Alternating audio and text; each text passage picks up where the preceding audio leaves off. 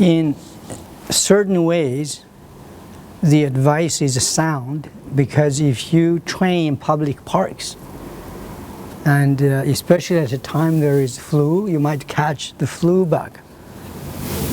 You catch something, right? And that must not be good. So in other ways, you might lose something. It's also possible, if it's very cold, you're not wearing much, then you lose your energy. You lose your heat, and that's energy. And qi is almost everything.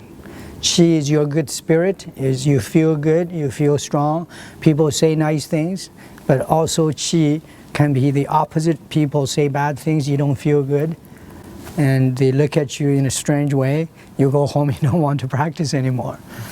But in terms of energy, it's not physical.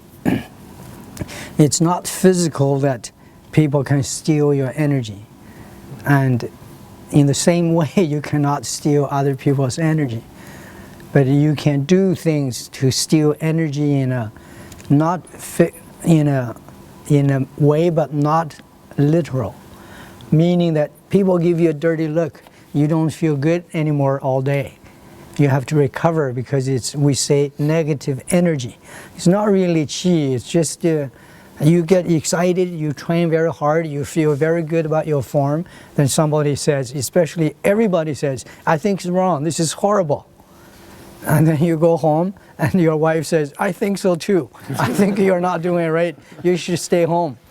And then it's very difficult for you to train. But in that sense, it's not normal, it's not energy, it's not qi. So, but on the other hand, it's a good idea to train and practice in the public park, because you're exposing yourself to criticism. Then you build up resistance and learn to deal with shame. Sometimes also learn to deal with pride. And people say, oh, you're very good, I think you're a master. So I'm just starting to learn and be honest with yourself. And also it's a good opportunity to promote yourself. And I did a lot of that when I went to Canada, and then eventually went to the United States also. You train in a public place, you don't have to pay money. No printing, no flyers. And the people come around and say, oh, not only this shirt is nice, but whatever you're doing, I've never seen it before. Then you can say, this is Taiji, and if you like it, I'll tell you what it is. If you don't like it, goodbye. And by doing that, you might actually promote Taiji. And certainly you cannot promote Taiji, and you cannot get ideas of how you are doing by practicing in your bedroom and by closing the door, because not even your friend, your family will even see it. So don't keep it a secret. There is no secret. But don't overdo it. Don't impose yourself on other people.